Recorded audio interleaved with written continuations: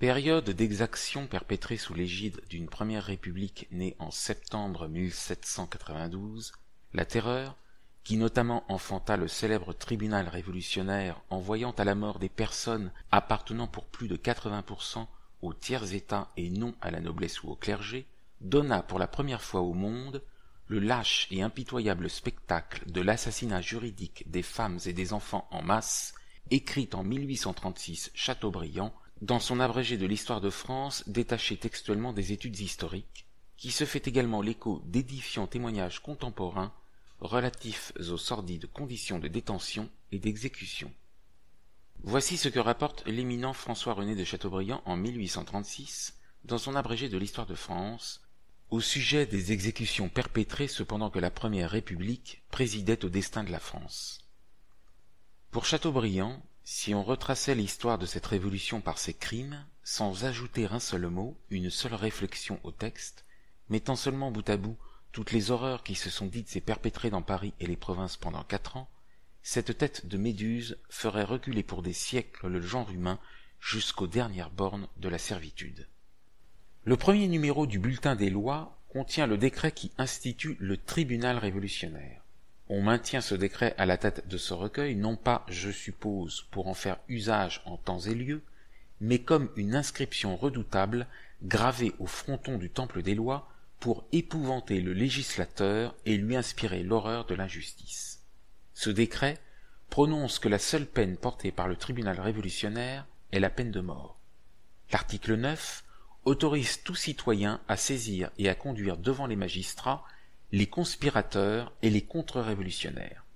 L'article 13 dispense de la preuve testimoniale et l'article 16 prive de défenseurs les conspirateurs. Ce tribunal était sans appel.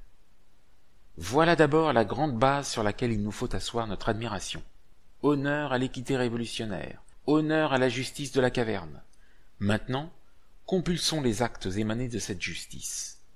Le républicain Prudhomme, qui ne haïssait pas la Révolution, et qui a écrit lorsque le sang était tout chaud, nous a laissé 6 volumes de détails. 2 de ces 6 volumes sont consacrés à un dictionnaire où chaque criminel se trouve inscrit à sa lettre alphabétique, avec son nom, prénom, âge, lieu de naissance, qualité, domicile, profession, date et motif de la condamnation, jour et lieu de l'exécution. On y trouve parmi les guillotinés 18 613 victimes ainsi réparties.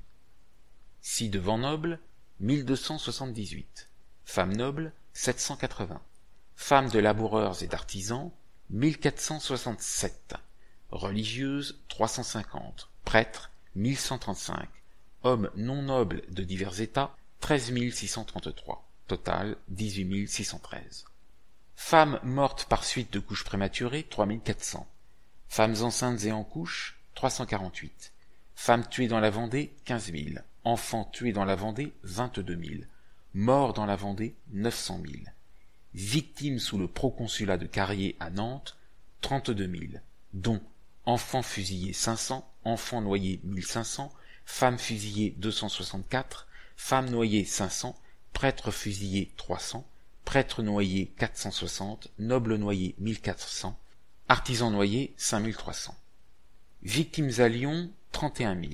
Pour l'exécution de la loi des suspects du 21 septembre 1793, plus de 50 000 comités révolutionnaires furent installés sur la surface de la France. D'après les calculs du conventionnel Cambon, il coûtait annuellement 591 millions d'assignats. Chaque membre de ces comités recevait 3 francs par jour et ils étaient 540 000. C'étaient 540 000 accusateurs ayant droit de désigner à la mort.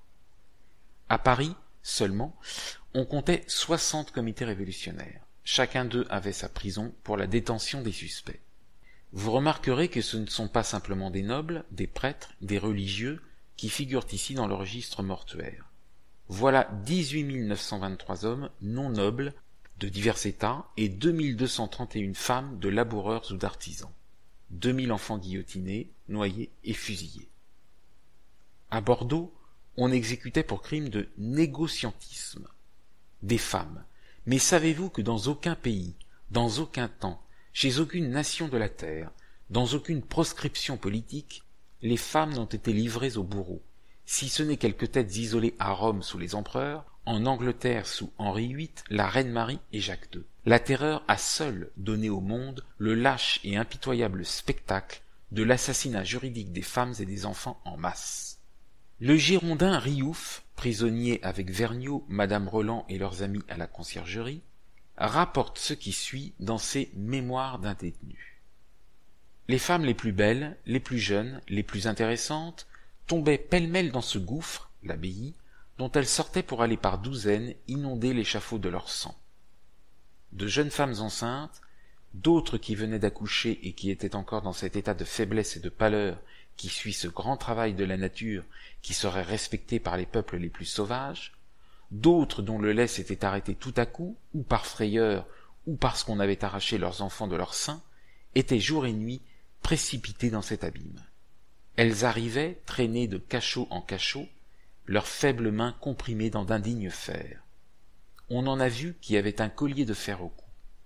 Elles entraient, les unes évanouies et portées dans les bras des guichetiers qui en riaient, d'autres en état de stupéfaction qui les rendait comme imbéciles. Vers les derniers mois surtout, avant le 8 Thermidor, c'était l'activité des enfers. Jour et nuit, les verrous s'agitaient. 60 personnes arrivaient le soir pour aller à l'échafaud le lendemain. Elles étaient remplacées par 100 autres, que le même sort attendait le jour suivant. 14 jeunes filles de Verdun, d'une candeur sans exemple, et qui avaient l'air de jeunes vierges parées pour une fête publique, furent menées ensemble à l'échafaud. Elles disparurent tout à coup, et furent moissonnées dans leur printemps. La cour des femmes avait l'air, le lendemain de leur mort, d'un parterre dégarni de ces fleurs par un orage. Je n'ai jamais vu parmi nous de désespoir pareil à celui qu'excita cette barbarie. 20 femmes du Poitou, pauvres paysannes pour la plupart, furent également assassinées ensemble. Je les vois encore, ces malheureuses victimes. Je les vois étendues dans la cour de la conciergerie, accablées de la fatigue d'une longue route et dormant sur le pavé. Au moment d'aller au supplice, on arracha du sein d'une de ces infortunées un enfant qu'elle nourrissait, et qui au moment même s'abreuvait d'un lait dont le bourreau allait tarir la source. Ô cri de la douleur maternelle, que vous fûtes aigus, mais sans effet. Quelques femmes sont mortes dans la charrette, et on a guillotiné leurs cadavres. N'ai-je pas vu, peu de jours avant le 9 Thermidor, d'autres femmes traînées à la mort? Elles s'étaient déclarées enceintes. Et ce sont des hommes, des Français, à qui leurs philosophes les plus éloquents prêchent depuis 60 années l'humanité et la tolérance. Un aqueduc immense, qui devait voiturer du sang, avait été creusé à la place Saint-Antoine. Disons-le, quelque horrible qu'il soit de le dire, tous les jours le sang humain se puisait par seaux, et 4 hommes étaient occupés au moment de l'exécution à les vider dans cet aqueduc. C'était vers 3 heures après-midi que ces longues processions de victimes descendaient au tribunal et traversaient lentement, sous de longues voûtes, au milieu des prisonniers qui se rangeaient en haie pour les voir passer avec une avidité sans pareille. J'ai vu 45 magistrats du Parlement de Paris, 33 du Parlement de Toulouse, allant à la mort du même maire qu'ils marchaient autrefois aux cérémonies publiques. J'ai vu 30 fermiers généraux passer d'un pas calme et ferme, les 25 premiers négociants de Sedan plaignant, en allant à la mort, 10 000 ouvriers qu'ils laissaient sans pain. J'ai vu ce Bessères, l'effroi des rebelles de la Vendée, et le plus bel homme de guerre qu'eut la France. J'ai vu tous ces généraux que la victoire venait de couvrir de lauriers qu'on changeait soudain en cyprès. Enfin, tous ces jeunes militaires si forts, si vigoureux. Ils marchaient silencieusement. Ils ne savaient que mourir. Prudhomme va compléter ce tableau. La mission de Lebon, dans les départements frontières du Nord, peut être comparée à l'apparition de ces noires furies si redoutées dans les temps du paganisme. Dans les jours de fête, l'orchestre était placé à côté de l'échafaud. Des enfants corrompus lui formaient une garde et étaient les espions de leurs parents. Quelques-uns avaient de petites guillotines avec lesquelles ils s'amusaient à donner la mort à des oiseaux et à des souris. Carrier se distingua à Nantes. Environ 80 femmes, extraites de l'entrepôt, traduites à ce champ de carnage, y furent fusillées. Ensuite, on les dépouilla et leurs corps restèrent ainsi épars pendant 3 jours. 500 enfants des deux sexes, dont les plus âgés avaient 14 ans, sont conduits au même endroit pour y être fusillés. Jamais spectacle ne fut plus attendrissant et plus effroyable. La petitesse de leur taille en met plusieurs à l'abri des coups de feu. Ils délient leurs liens, s'éparpillent jusque dans les bataillons de leurs bourreaux, cherchent un refuge entre leurs jambes, qu'ils embrassent fortement, en levant vers eux leur visage où se peignent à la fois l'innocence et l'effroi. Rien ne fait impression sur ces exterminateurs. Ils les égorgent à leurs pieds. Noyades à Nantes. Une quantité de femmes, la plupart enceintes et d'autres pressant leurs nourrissons sur leurs seins, sont menées à bord des gabarres. Les innocentes caresses, le sourire de ces tendres victimes versent dans l'âme de ces mères éplorées un sentiment qui achève de déchirer leurs entrailles. Elles répondent avec vivacité à leurs tendres caresses, en songeant que c'est pour la dernière fois. Une d'elles venait d'accoucher sur la grève. Les bourreaux lui donnent à peine le temps de terminer ce grand travail. Ils avancent, toutes sont amoncelées dans la gabarre, et après les avoir dépouillées à nu, on leur attache les mains derrière le dos. Les cris les plus aigus, les reproches les plus amers de ces malheureuses mères se font entendre de toutes parts contre les bourreaux. Fouquet, Robin et Lamberty y répondaient à coups de sabre, et la timide beauté, déjà assez occupée à cacher sa nudité au monstre qui l'outrage, détourne en frémissant ses regards de sa compagne défigurée par le sang, et qui, déjà chancelante, vient rendre le dernier soupir à ses pieds. Mais le signal est donné. Les charpentiers d'un coup de hache lèvent les sabords, et l'onde les ensevelit pour jamais. Et voilà l'objet de vos hymnes, des milliers d'exécutions en moins de 3 années, en vertu d'une loi qui privait les accusés de témoins, de défenseurs et d'appels. Songez-vous que le souvenir d'une seule condamnation inique, celle de Socrate, a traversé 20 siècles pour flétrir les juges et les bourreaux? Pour entonner le chant de triomphe, il faudrait du moins attendre que les pères et les mères, les femmes et les enfants, les frères et les sœurs des victimes fussent morts. Et ils couvrent encore la France.